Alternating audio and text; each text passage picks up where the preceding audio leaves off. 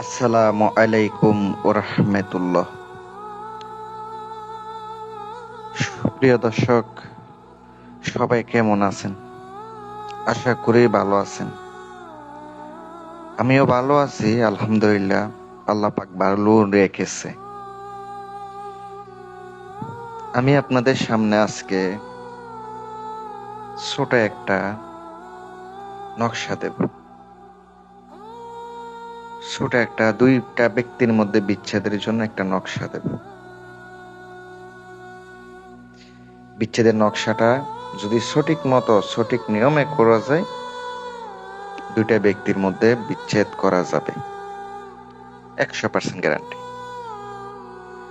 যদি আপনার নিয়ম অনুসারে করতে পারেন, কাজ হবে, এতটুকু বলতে পারি। নিয়ম অনুসারে করতে পারলে অবশ্যই কাজ হবে। যারা আমার ভিডিও সব সময় দেখেন, আগে থেকে দেখেন, তারাই আমার সাথে আছেন। কিছু কিছু লোক আমার পাশে আছে, আলহামদুলিল্লাহ। তাদের জন্য আমার দোয়া থাকবে যেন আপনারা যে কোনো কাজে কামিয়াবি হতে পারেন। প্রিয় ভিউয়ার্স, নকশাটি শনিবারের দিন অথবা মঙ্গলবারের দিন আপনাকে দুই ব্যক্তির ব্যবহারের কাপড়ের উপরে লিখিত হবে। দুই ব্যক্তির পায়ের তলার মাটি লাগবে। অবশ্যই মাটিগুলো শনিবারে সংগ্রহ করতে হবে। জুতা পায়ে থাকলে হবে না, জুতা ছাড়া থাকতে হবে। মাটি উঠাইয়া নিয়ে আসবেন। ওই মাটি দিয়া পুতুল বানাইবেন আর কাপড়ের উপরে নকশাটা আঁকাইবেন। অমুকের পুত্র অমুকের সঙ্গে, অমুকের ছেলে অমুকের, অথবা অমুকের মেয়ে অমুকের বিচ্ছেদ করিয়া দাও। যারা আরবিতে পারবেন লিখবেন, যারা পারবেন না বাংলাতে লিখে দিবেন। এবার পুতুলের ভিতরে ঢুকাইবেন। পুতুলের উপর অরিজিনাল কাম সিঁদুর, বাজারে যেটা পাওয়া যায় এটা হচ্ছে আপনার 2 নাম্বার,